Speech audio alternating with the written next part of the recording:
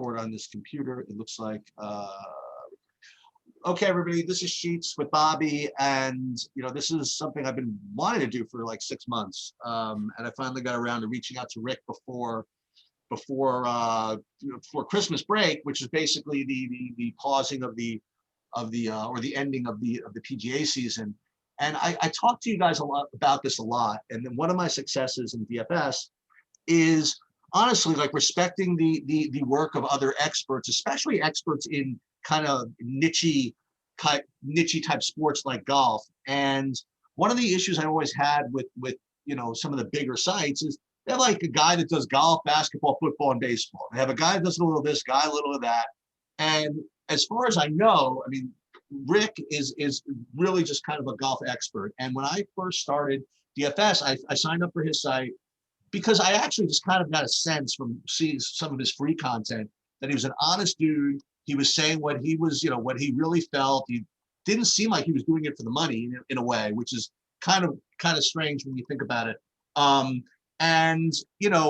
So he was the guy, his site is the one that I always subscribe to. And I would go to for my kind of like ideas and picks and things to kind of put into my hedge fund world of, okay, so now that he likes this, let's combine this with other people and then, put ownership on top of it and build lineups and things like that. But you got to have good raw input and raw picks and raw stuff like this. So what I want to do is have Rick come on here and talk about his site and the different things. And we can talk about, golf in general. We can talk about PGA. We can talk about this slate, which this slate is, it's kind of a good one to kind of get started with because it's not your typical 150 person cut slate. It's a nice 42 person slate, which means is that it's going to be interesting. Even just knowing who Rick likes is not going to be enough because you're going to have to try to get different in a slate like this, and you're going to have to, do kind of like cool other type stuff. But I think it's a good, nice compact slate that will allow him to show off kind of what he does. Because I, as a user, want to know a little bit more about what all this stuff means and how to use it and things like that. So Rick, why don't you get started and tell us about your site? Tell us about Slate, whatever you think.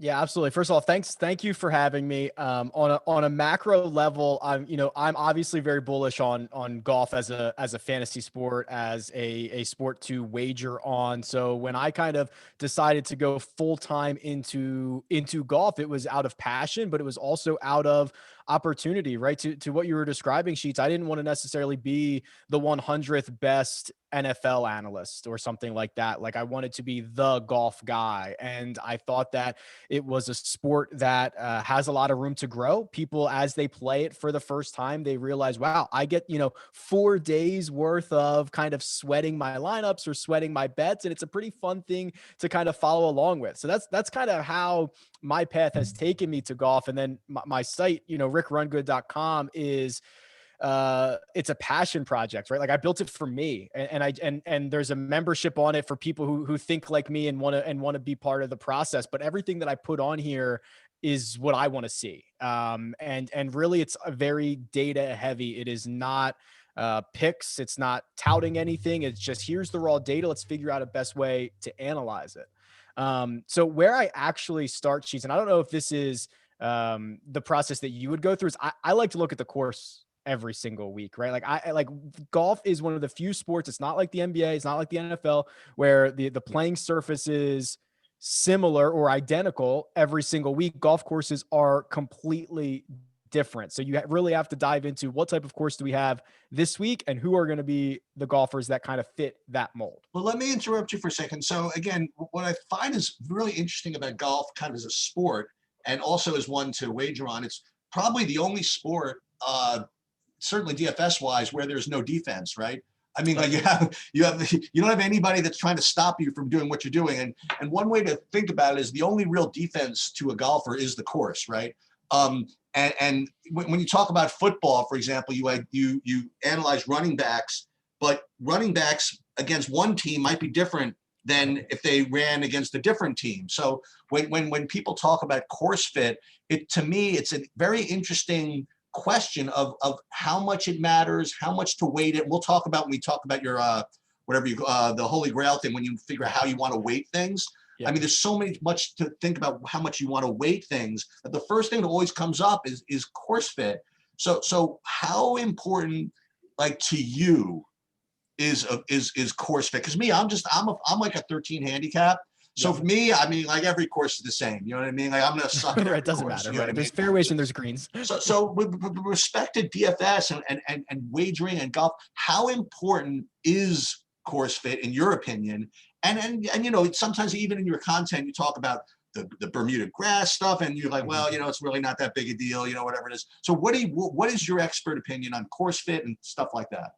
So I'd like to make a clear distinction between course fit and course history. They are two different things. Course history is golfers have played this event 5 years in a row, and how well have they played at this course. Course fit, you don't have to play at. You know, if it's a very long course with narrow fairways, that is going to fit a certain type of golfer over another. You know, I've been lucky enough through CBS Sports and through my own podcast to chat with a lot of PGA Tour golfers. And I ask them the same thing every time. Like, if you're not playing well, but you get to a course that you like or that fits your eye, can that kind of flip a switch for you? And undoubtedly, to the man, they say yes. Course history, course fit matters.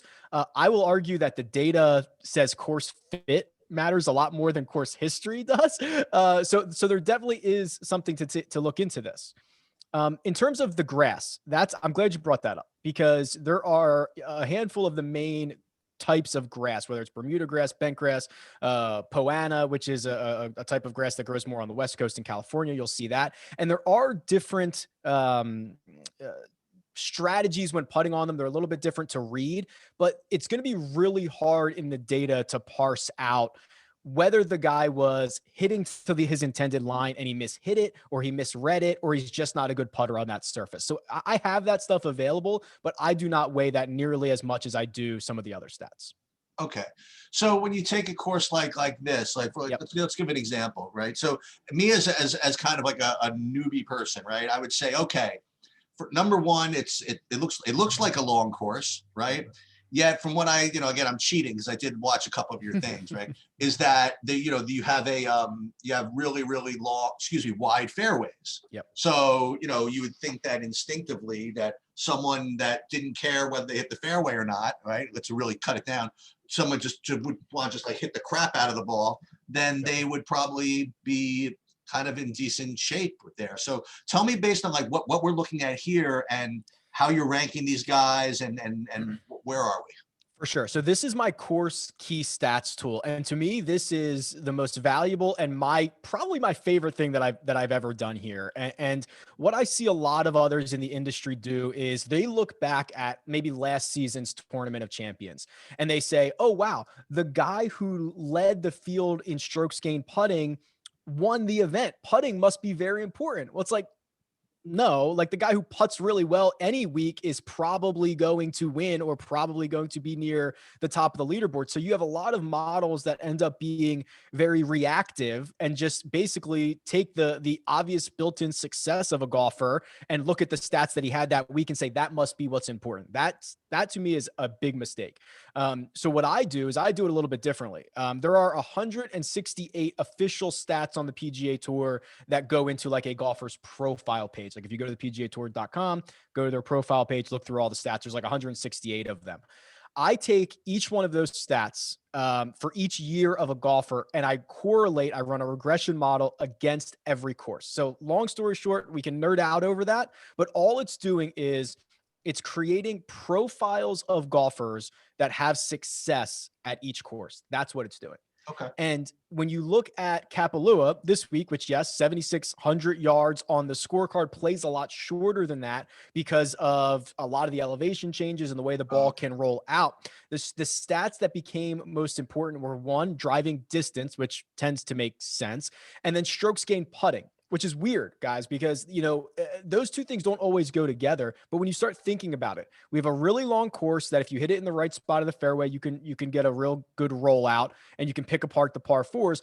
And then strokes gained putting makes sense as well because these are large greens. Kapalua has very large greens, a lot of undulation. It's easy to three putt them, and the better putters tend to have success. So those are really the two main stats, and then you can get into birdie or better percentage and things like that. But I just think the way that I model this is much better than what I think a lot of others might be doing.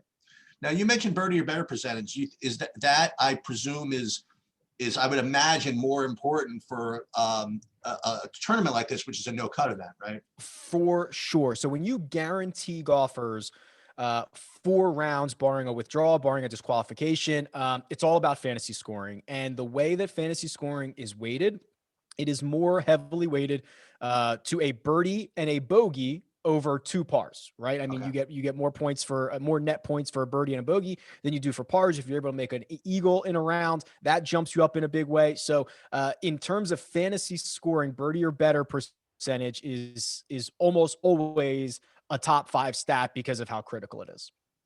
So what do we do? So we like guys apparently who hit it far here, and Yep. we like guys that have stroke game putting. But you already mentioned that's kind of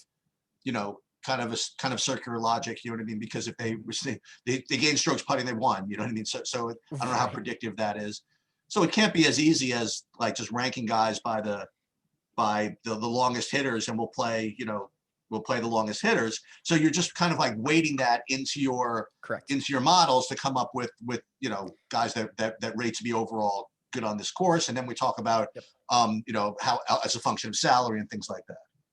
Yeah, so here's a couple of things that I would do. There's a table down here that would allow you to say, okay, driving distance is important. I just want to see who the best and longest hitters on the PGA Tour are. No surprise to see Bryson DeChambeau, Cameron Champ, Dustin Johnson near the top of that list. But you're mentioning the weighing, which I like, and that's something that I do on this custom model page, which gives you, I think I've got 23 different stats that you can start allocating your beans on. I give you 100 beans to start with. You tell me how many beans you want to put on each stat. You run the model and it tells you who the best players combined in those categories are. So for this week, Kapalua, tournament champions. We know that driving distance has been a strong correlator to success in the past. So this is a bit arbitrary. It's a bit, what you're comfortable with, but I would give something like that 25 of my 100 beans. That's so like I'm terrible, right? So I'm looking at this, and to me, this is blowing my mind. Is there some kind of cheat way for me to say, listen, I just want whatever Rick thinks is the good things to put in here, or do I have to actually spread this out over 100, or is there any guidance for how I'm supposed to use this? So that's a great point. I have a video tutorial, but maybe what I should do is I should default my model in here, and then you can tweak off of that. That would probably be a really good update. I think I'm going to do that for next week. Okay. I'll default my model in, and then you can tweak it as you see fit. Okay. That's a great idea. So I've got 25 in distance, and what we also know is strokes gained putting is important. So let's go 25 there. And now I've got, I can do approach, I can do short game, I can do putting. I'm a believer that putting is very, very noisy. The data says that it's one of the most volatile stats. So I'm actually going to go off the board a little bit, and I'm going to go with par 4 scoring. So what you have to remember, and what's unique about Kapalua, is it's a par 73. And the way they get to that par 73 is one extra par 4 than the standard. So I want guys who play the par 4s better than the field average. So I've dropped 20 beans onto par 4 scoring, and then I've got 30 left here. So I know that birdie or better is always going to be important. So let's go 15 on birdie or better. And then I'll spend my final 15 on probably the par 5s. The par 5s are really gettable. Now you got to be a little bit careful here with some of these stats where you don't want to, or I have 15 left, not 20 left. You don't want to start double counting them. So like if I were to start weighing, 25 on strokes gained approach and 25 on strokes gained tee to green, I would technically be double weighing strokes gained approach because that's included in tee to green. So you got to be a little bit careful here. But now I've allocated all of my beans and I run this model, and you can see sometimes you get some surprising names here at the top. And I would argue that the top 3 are somewhat surprising. I can talk you through them. Jason Kokrak is my number 1 ranked player based on this model. Joaquin Niemann is second, and Ryan Palmer is third. What I will tell you about those 3 guys, great value for this week, and they are historically good DraftKings scorers. We saw Jason Kokrak beat a strong field at the CJ Cup, ran away with it kind of in almost dominating fashion, especially compared to what we would see his baseline be.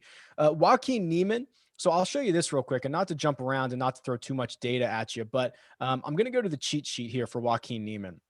And I have a couple of different views on this cheat sheet. And I'm just going to point out a couple of things here for Joaquin Niemann.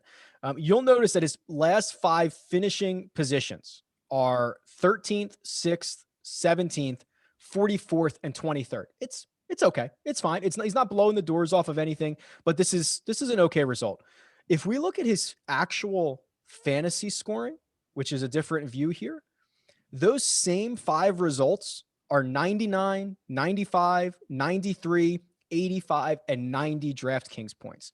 And the point I'm trying to make here is he almost always outpaces his finishing position with fantasy points because he makes birdie streaks, because he can make an eagle. He'll give it back with a bogey or two, but it's worth it. So this is kind of the process that I start going through when I'm starting to narrow it down to my core group of golfers that I want to play on a week. You know, one other thing that you mentioned in your in the video, which I found interesting, if you go back to the model for a second. So one thing that you had mentioned, and you know, this guy came up in several different things that you mentioned was Ryan Palmer, and no accident he's probably going to be the chalkiest guy on the slate.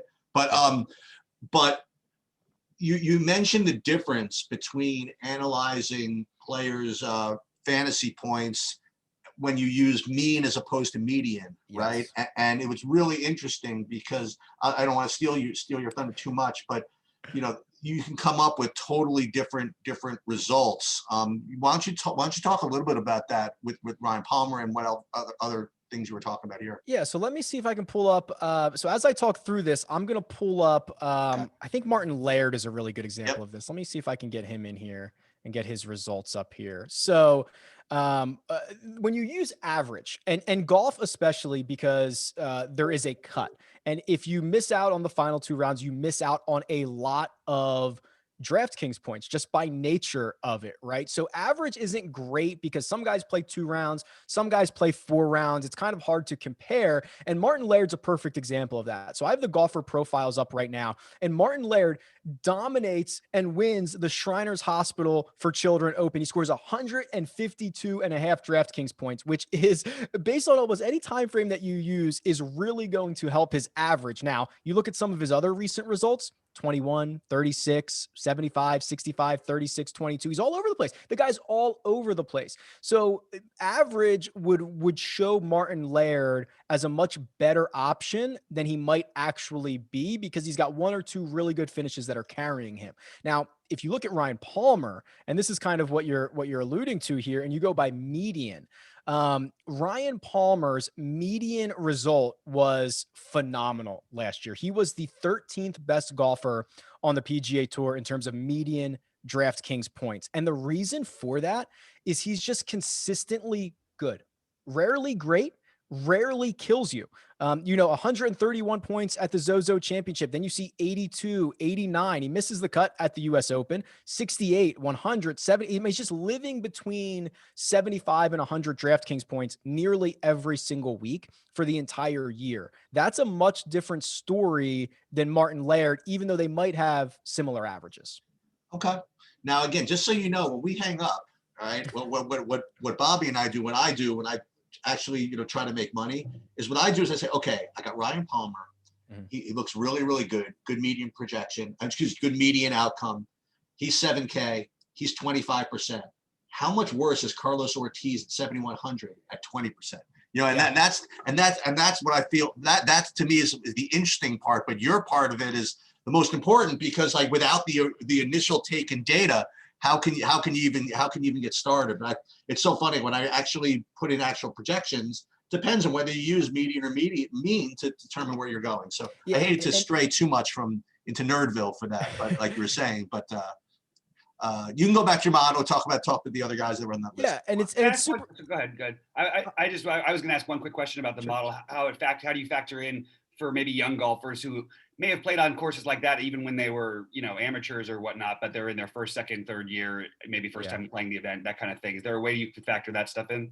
Yeah. So this model is probably the tool that is under construction the most. So I've got kind of a 2-phase rollout coming for it, which is going to allow you to adjust timeframes for kind of that reason, Bobby. And it is interesting. I mean, there is an issue with modeling golfers who are young and ever changing. Matthew Wolff is the perfect example of this from 2020. He was incredibly difficult to model because his game was improving and maturing so rapidly. I mean, testament to him. The guy went a year between his top 10 finishes after he won the 3M Open. And then last year, I mean, he's contending in major championships. His game matured at such an incredible rate that it was actually difficult to model. So I don't know if I have a right answer for you. My goal is to present an opportunity for you to start changing time frames and say, only show me a smaller sample, knowing that these results might be more volatile, or show me a longer sample, knowing that these might be a bit more steady. But yeah, young golfers, and especially with the sport being as volatile as it is in general, they're very, very difficult to model on a longer term basis. That makes sense. Yeah, thanks. I appreciate it. That's interesting. It's super fun to try to figure out, but Wolfie is like the perfect prime example of that for sure.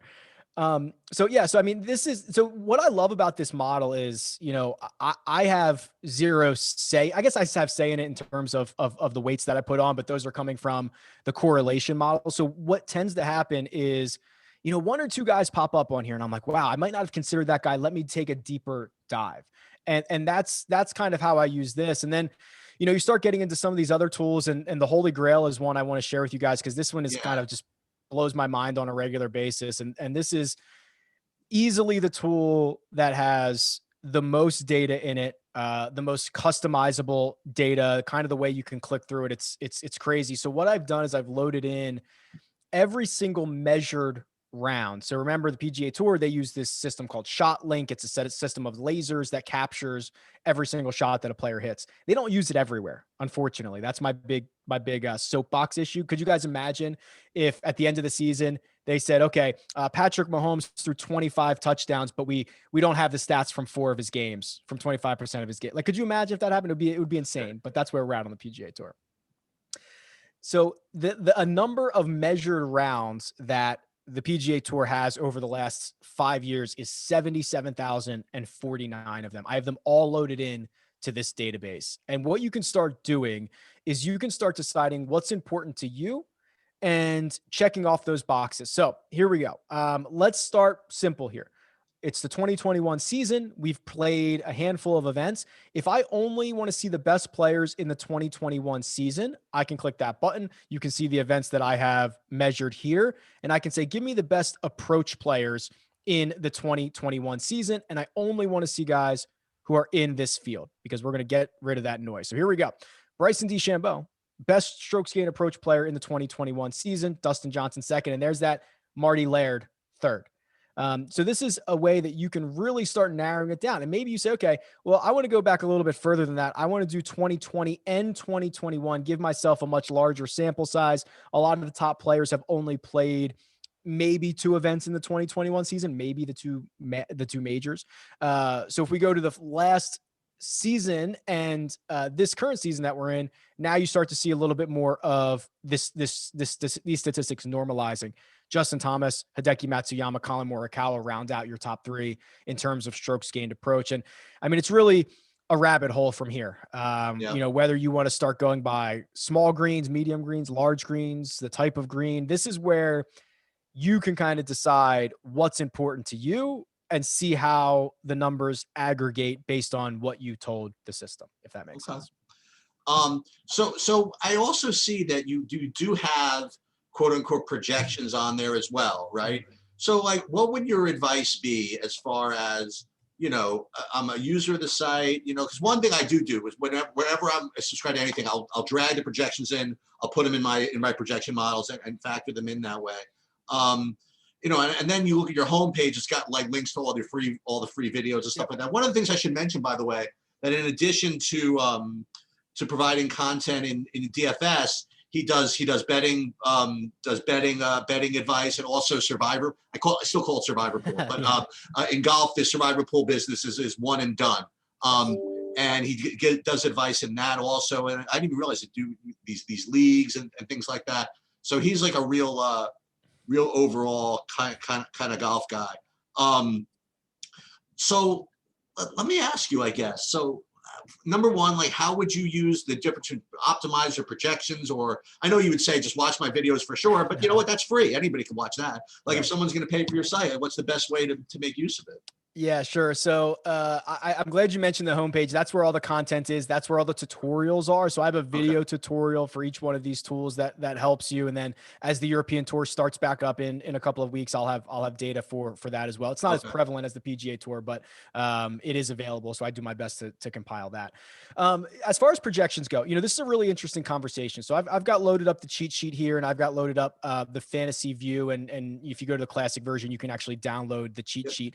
And I think in general, golf projections might be similar to Major League Baseball projections, where it's going to be tough, right? There's a lot of volatility. Mike Trout, clearly the best player in Major League Baseball. There are going to be nights he goes 0 for 4. And you're never going to see a 0.00 projection for Mike Trout, even though it's a daily game. It's never going to happen. So golf is kind of difficult in that way as well, between the volatility and between the actual cut. So I do my best to not just offer the median projection, which I think is, obviously that's the standard, but with a sport as volatile as this, I also offer a projected floor and a projected ceiling. And that's essentially one standard deviation in either direction based on what their average would be or what their median would be. And for me, using these projections, blindly throwing them into an optimizer, I think that's fine. I also think that you really need to understand what type of contest you're in. If you are playing in a 100,000 person contest and you're going to have something very close to the optimal lineup, you're probably looking towards ceiling. And there are some guys in, Abraham Answer and Adam Scott are kind of the perfect example of this. Both are within $100 of each other. Abraham Answer's ceiling, 100 DraftKings points. Adam Scott's is 71, thanks to the last 6 events that he had. Adam Scott didn't play all that well. Answer charging in the right direction. Sungjae Im as well. When he gets it going, very high ceiling golfer. So know what contest you're playing in, first of all, if you need to be considering the ceiling, considering the floor. But Sheets, you brought this up earlier. How do we relate this to projected ownership? And I think that's really important too. So what I've actually seen people do, and I've kind of messed around with this myself, is, you can start, how do I want to describe this? You can start doing fantasy points per percentage owned, which would essentially be, your fantasy points times the percentage that we think they're going to be owned, get everybody kind of on the same playing field, take that number and optimize on that number, because that number is now considering what the projection is, whether it's floor, median, or ceiling, and then also what their ownership is going to be. I like that route, especially if you're going to take the optimizer route, if you're going to play with that. I think that's a good way to do it. Well, what you're saying is describing what I consider what I've referred to as the Nobel Prize of DFS that's being offered, if it exists, is the ability to actually come up with that perfect function of projection versus upside versus ownership. Yep. The person that conquers that wins the world. And one of these days I'll show you the work I've been kind of doing on that myself. So what I want to do then is let's because I know that you have CBS you have to attend to soon. So let's go through the slate a little bit. Let's get some ideas based on your. Can I ask one last general question before we get into the slate? I know don't have much time, but just really quickly, I was wondering about golfers likely to withdraw. Like, for example, Louis Oosthuizen, I think, withdrew more than anybody over the past couple of years. I don't know if that's actually a fact, but I've heard that before. Feels like it. Yeah, and then there was times where he literally just teed off and just walked off the course. Is there any way to factor it in, or is it sort of baked into the projections? You know what? Unfortunately, it is definitely baked into the projections, because it considers the fact that, he took 1 point after playing one hole or something like that. Unfortunately, I think it's going to be a bit of a fool's errand to try to predict it. Some of these guys, they do it because it's injury, or they wake up Thursday morning and they're not feeling well and they give it a crack and they're like, no, it's not for me.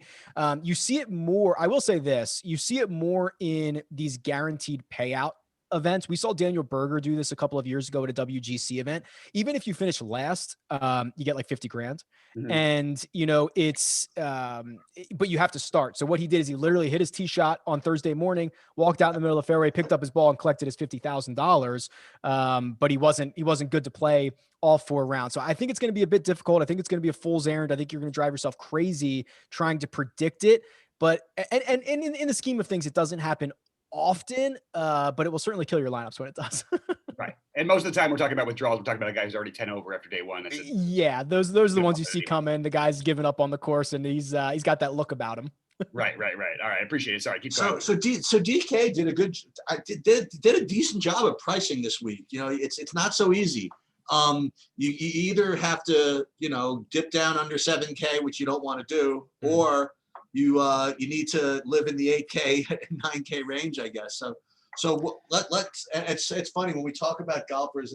On the one hand, you have a sport which is so dominated by all this data, but it's so funny with so much of the content I see, with all the data out there, so many people just scrap it all and rely on some narrative or something like that. They're like, well, I'm not going to play this guy because he won Puerto Rico, or I'm not going to play this guy. I'm going to play this guy because he's going back to Mexico. You know what I mean, or something like that.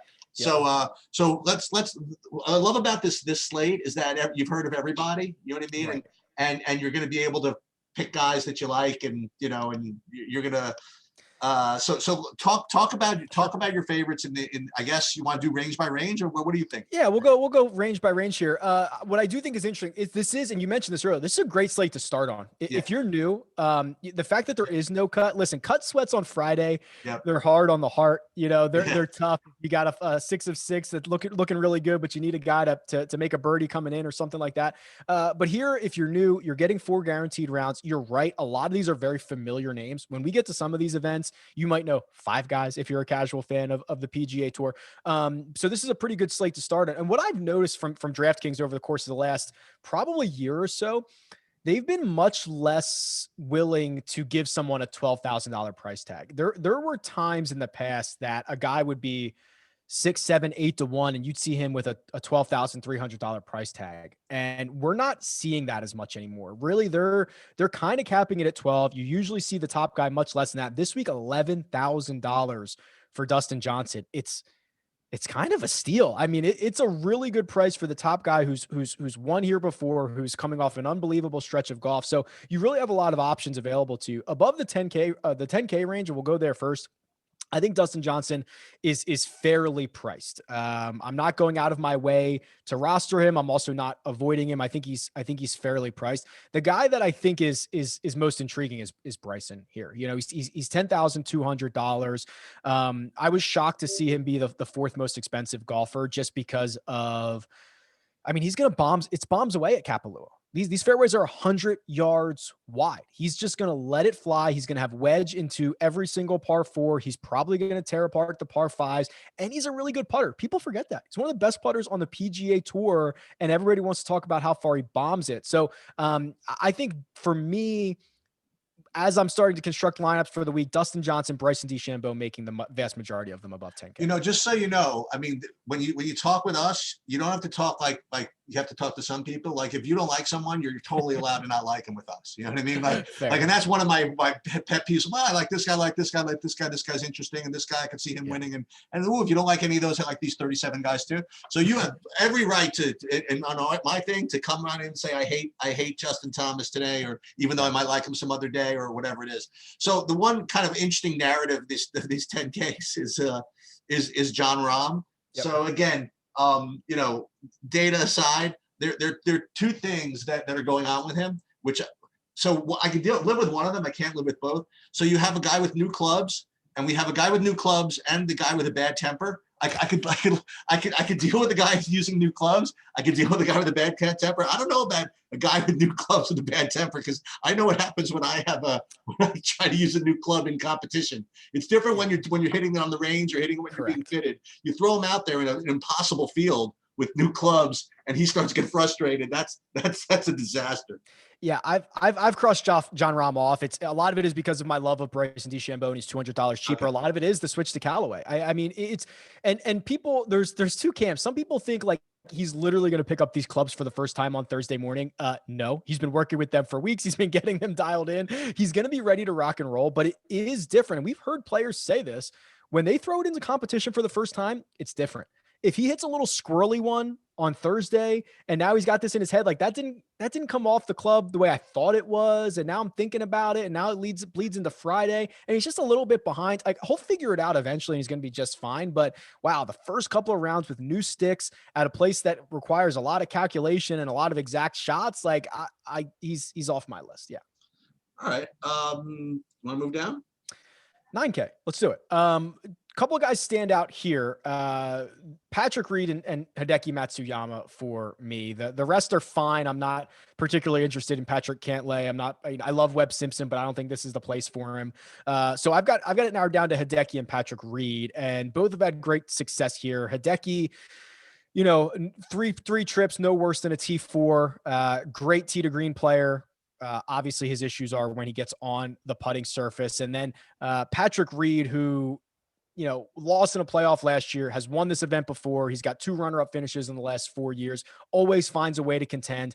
He's a big game hunter. His wins come in big events, WGCs, playoff events, a major championship, this event in the past. He's a big game hunter. And as much as I try to avoid the narrative, gentlemen, some of these guys take the trip to Maui as a vacation. They take the family. They go to the resort. They hang out for a couple of weeks. Patrick Reed, not here on a vacation, here to win. He has proven that to us time and time again. I think him at 9,600 and Hideki at 9,000 are my 2 favorite there. Patrick Reed, by the way, real quick story. A friend of mine has rented his place out here in Long Island when he came to play at one of the U.S. Opens out here. Charged him zillions, and he also played with him once or twice. Guy's literally the most competitive person on the face of the earth. They were playing just like friends, or after 5 rounds, Patrick's, dude, I'm bored. We got to play for something. The guy makes millions. He's like, dude, he had my 12 handicap for him. Dude, we got to play for something. I really don't want to play anymore. So when he comes to play, I guess he comes to play. As we get down a little further down, you've been doing the golf longer than I have. I mean, I always find myself not wanting to play stars and scrubs in golf. I always find myself, just I guess the way I look at it, my lineups every week seem the same, Bobby. I have Abraham Answer every week, right? I have all these 8,500s and every single week, because I always feel as though I want 6 guys that have a shot.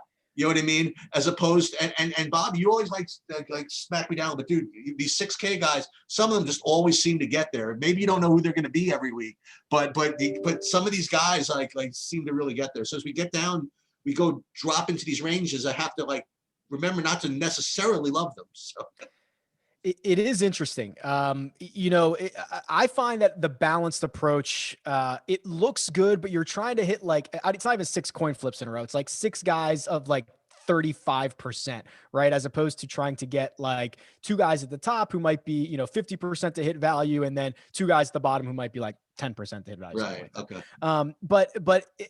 So I wish I had the number on me. I looked this up a couple of weeks ago.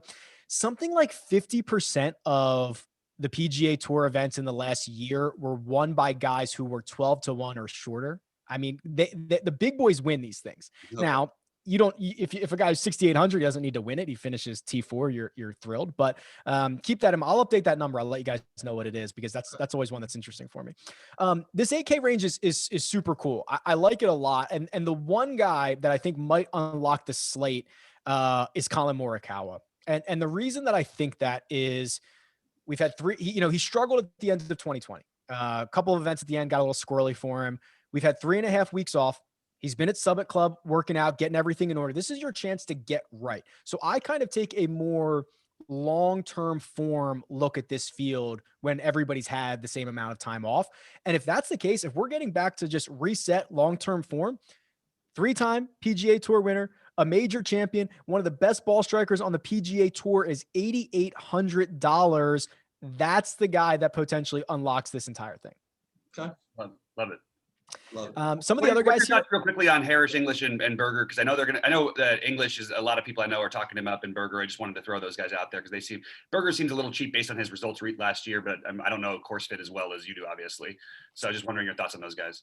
Yeah, they're very similar, right?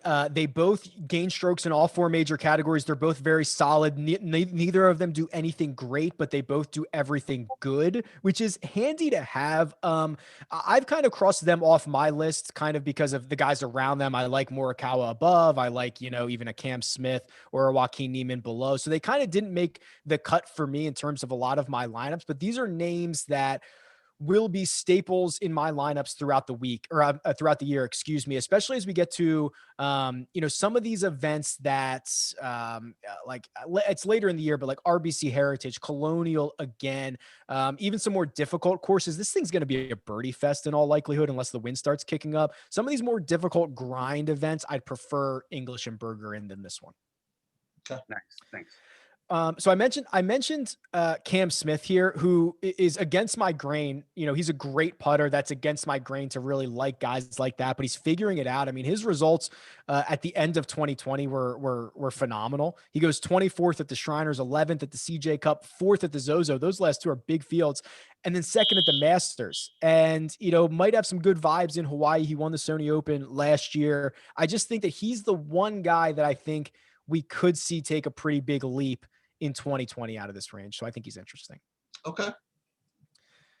7K. Let's do that, right? Yep. I focus a lot of my attention on the 7K range at the bottom of this. We talked about Ryan Palmer already. Yep. He's going to be incredibly popular. Yep. I have him projected. I think he was at like 20. Where do I have 18% already? And I think that goes up. I don't think I got him at like 25 already. Yeah, I think he's going to continue to climb throughout the week. Kokrak, I have it about 12%. Kokrak's sneaky long, which is good. And what I think about the most impressive thing about Kokrak is, one, he wins the CJ Cup, stacked field in Las Vegas at Shadow Creek, and then he follows that up the next week with a T17 at the Zozo Championship. It's hard for a guy who wins for the first time in like forever to back up a good week with another good one. He did it. It's impressive stuff. This seems like a pretty good spot for him, even though I think he's making his debut. But I'd argue the guy that unlocks the bottom of the sevens is Brendan Todd. He's not only a value play, 7,200, but I have him right now 7.5%. Nobody's going to play him, and you want to know what's going to play him, because they're going to see the same thing that we talked about. Well, it's a big fairways. You just need to bomb the crap out of the ball. No one's going to want to play Brendan Todd. Here's the thing. So the results at the end of 2020 are they weren't very good. I think he missed the cut at the Masters, but he played well at Mayakoba. He had that broken toe that was obviously messing with him for a while. The thing about Kapalua, it is good to be long, of course, as it is anywhere, but short hitters aren't out of it if they hit the correct side of the fairway. There's going to be a lot of these undulation where if you hit the right side of the fairway, it's going to roll 80 yards. Now Brendan Todd is down there right where everybody else is. It's not that big of a deal. And he's a really great putter. We've seen him get hot at times. He coughed away an event to Dustin Johnson last year at the Travelers, but he was in contention often. And he's not only a value, but he's also, I think, a pretty good pivot if you want to get away from, either Kokrak or Palmer down there at the sevens. The other guy, by the way, I'm just ranking on ownership here is who's getting a lot of just under. I mean, I know we talk about 6K just being under 7K, but I see like Lanto Griffin's getting like really, really, really popular as well. So you want to go down below that, I guess. Yeah, he's becoming a bit of a DFS sweetheart. Always providing a lot of value. He does. The two skill sets that he has gives him the ability to get hot, which is interesting. He hits his irons really well and he putts well. So if both of those work together at the same time, you see him pop up in big time events. He played well at the Zozo. He played well at the CJ Cup. It's just a skill set that when things are going right, they go really, really right for Lanto. And then if you're still, stuck under there in the 7K range, I mean, I hate a lot of these guys. I basically wouldn't go any lower than if I had to. I'd love to stop at Mackenzie Hughes. He's 6,800. He's got 7 top 15 finishes in his last 15 starts. Think about that.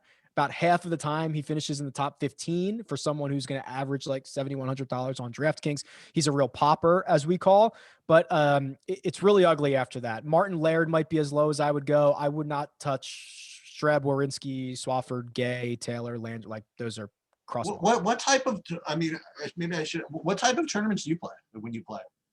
I want to be able to max enter them. So I like the $200 single entry is like my favorite thing on DraftKings. Oh, interesting. Okay. Yeah, it has a much flatter payout. It has a 2 times min payout, which I like, and I will then try to get into as many of the 20 maxes that I can, because I mean, listen, it's one thing to make good lineups. It's another thing to kind of put yourself behind the 8 ball and not max these things as much as possible. So I live the single entry and the 20 max life. Okay. Before I want to get some outright bets too, but before we leave the DFS part, I wanted to just kind of just throw something out there to you. So whenever first of all, if we run out of time, I mean, this is like, you do this all yourself, which is to me beyond ridiculous. I mean, I don't know how. I mean, we're trying to get a small site together between the two of us, and we can't get it. I mean, the fact you do this all yourself is beyond ridiculous. It's, it's interesting because I'm also not a developer. Like, I know just enough to be dangerous. So like, I build in visualizations, right? I build in charts and graphs and stuff because I can't code anything. So it's like, I'm trying to walk this line between consuming the data and trying to make it easy to read and all that. So the one thing I would ask you is I know, and again, I've been following your material for like a while now. And do you find, I mean, you run your model, and I've seen this with other content providers. Like, there was one basketball provider who, no matter what they did, no matter what the site was, they always had 3 points higher on Al Horford.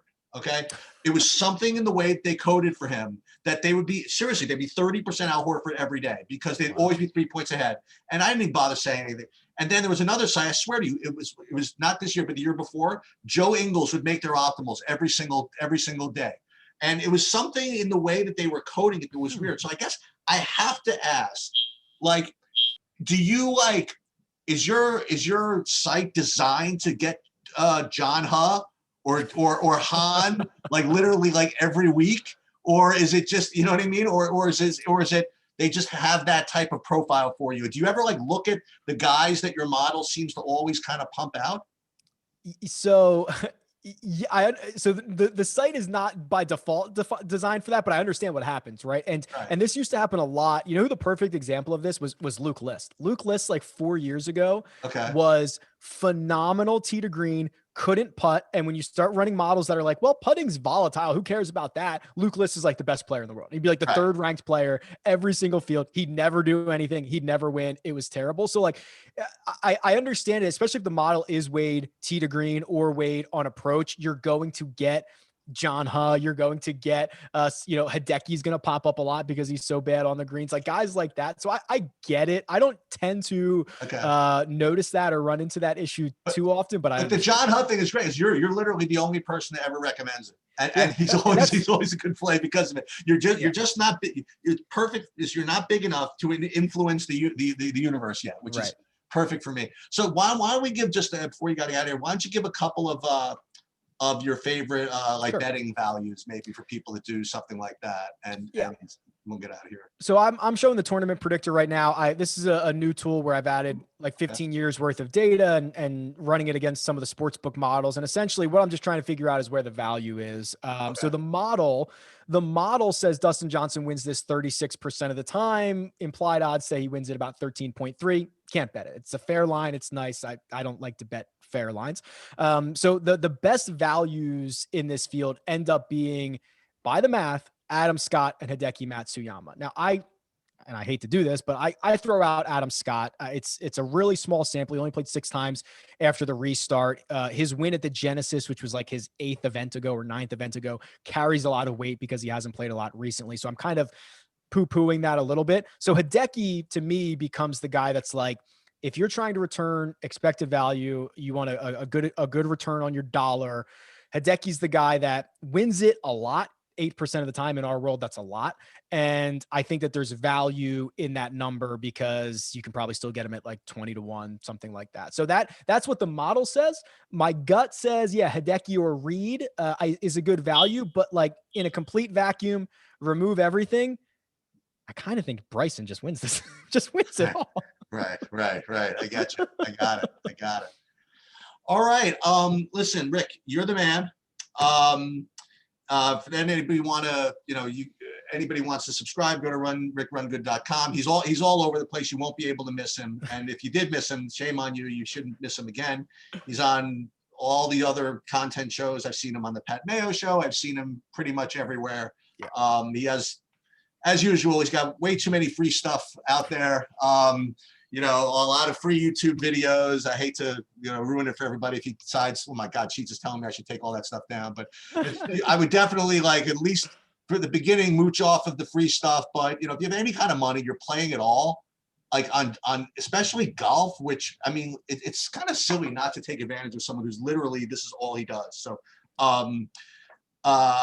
This is maybe one day that, you know, that we could, that CBS doesn't want you, we'll get you back on here. Bob, you have anything? No, I'm really impressed. I really appreciate you coming on, man. It's really impressive what you've done. And this is definitely going to be a staple for me going forward, looking at this. And I suggest everybody go to rickrungood.com. Like that is it, right? It's just like that. Rickrungood.com. Yeah. Much appreciated, gentlemen. I'm obviously so excited about golf and where it kind of stands. I think there's a lot of room to grow for it. And yeah, 2021, a lot of golf tournaments in 2021. It's going to be fun. All right. See you later, Rick. You're the man. Thanks, guys. Thanks, Rick.